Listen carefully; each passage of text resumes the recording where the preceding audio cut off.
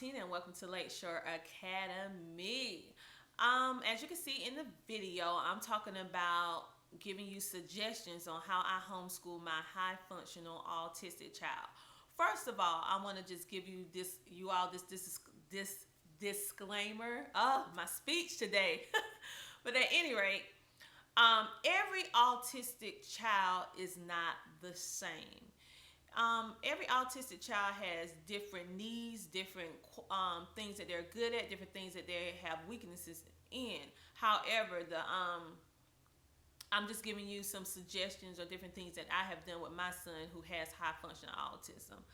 Um, First of all, I just want to tell you guys, when you have a child with any type of learning disability, it's so important to try to see things from the child perspective.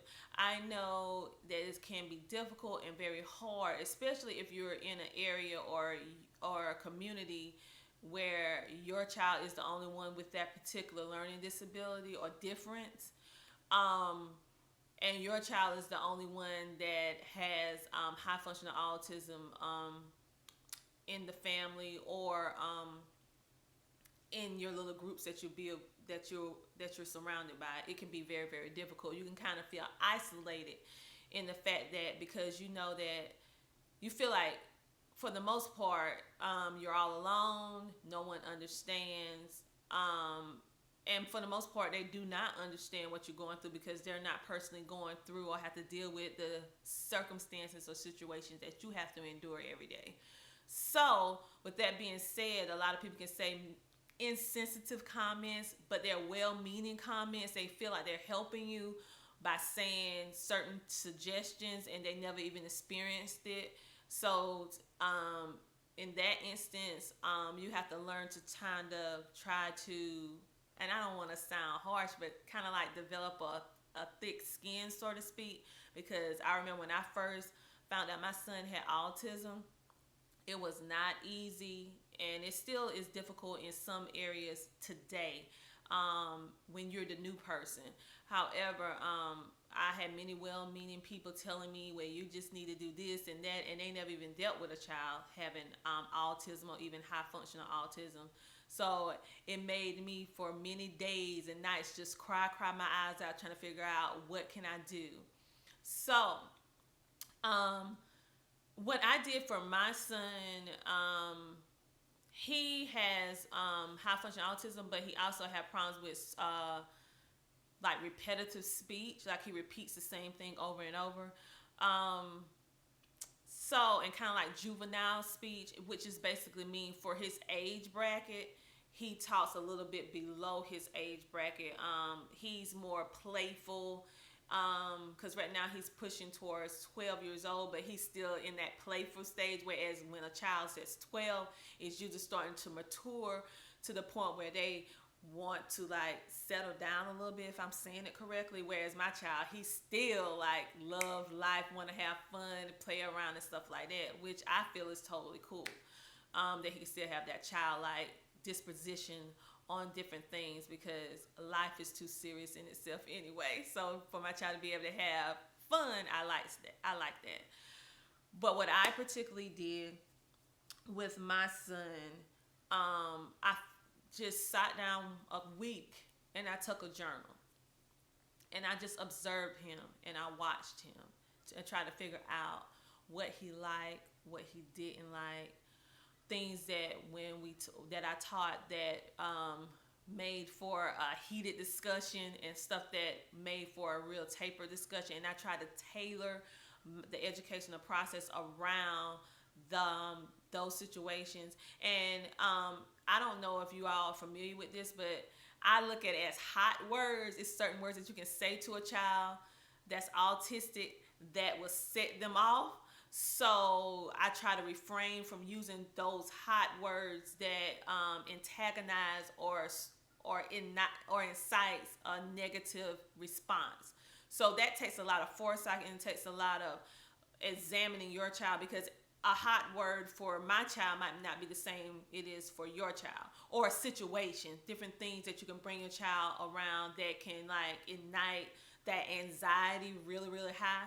So you're gonna have to like figure out what that is for your child versus me. But that's what I did. And also, I do short periods of learning, which helps with him. Also, on things that he really, really loves, like science, I let him pretty much be free range with that. I do structure him with certain things dealing with science, but he's so awesome in science. Like, he's like at a high school level with science, although he's just in the sixth grade. He even understands some college things dealing with science, which is above my head. So things like that, I let him like have free range with that, pretty much, because he can explore. He can just build himself up with that because he's so great. And also, a child with high functioning autism, they, or any learning difference, they need to know that they're great because they're so focused on what they can't do. They're not looking at all the things that they can do, because these children are so multifaceted, so talented.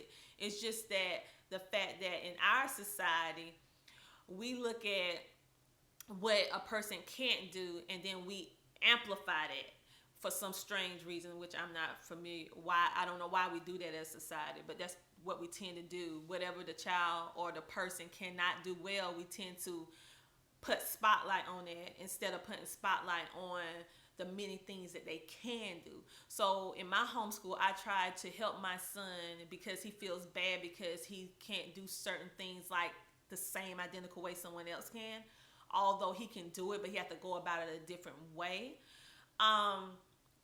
I tend to always try to help him to see all of the things that he can do and he can do very well. And then we work on the things that he has a weakness in. And I always try to show him that, okay, you see how well you do all these other things? Well, then you can do this as well. We just have to figure out a different way for you to approach this, because the traditional way does not work for you with this particular subject or this particular thing that we're doing. So we're going to have to do something cool and figure out a unique way that you can get this and do it your special way. You can put your stamp on it and you can be creative. And maybe you can explain how you did this to another child that has autism. So that's how I particularly do things with my son. And I also try to make sure that we keep mobile, keep very, very active.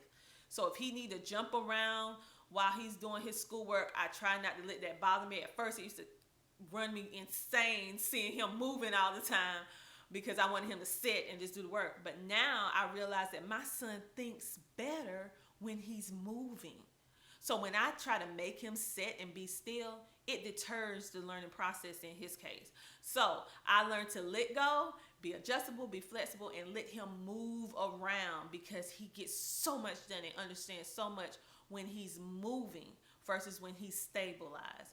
So that works for me as well. And sometimes letting him just go outside and just run around the house, or we do jumping jacks, or we watch something very funny or entertaining on TV for maybe 15-30 minutes to relax him a little bit. I do a lot of different things to help the educational process flow more smoother, if you understand what I'm saying, because sometimes you have those moments where it's not so smooth. So one key to homeschooling a high functioning autistic child or any child with a learning difference is just learning to be flexible, learning to adjust, learning to think outside the box, and learning to accept that your child is equally awesome as any other child, but they just have to go about it a different way. And that's not a bad thing. That is not a bad thing. So this is Tina from Lakeshore Academy. I hope this helped. Have a great day. Bye.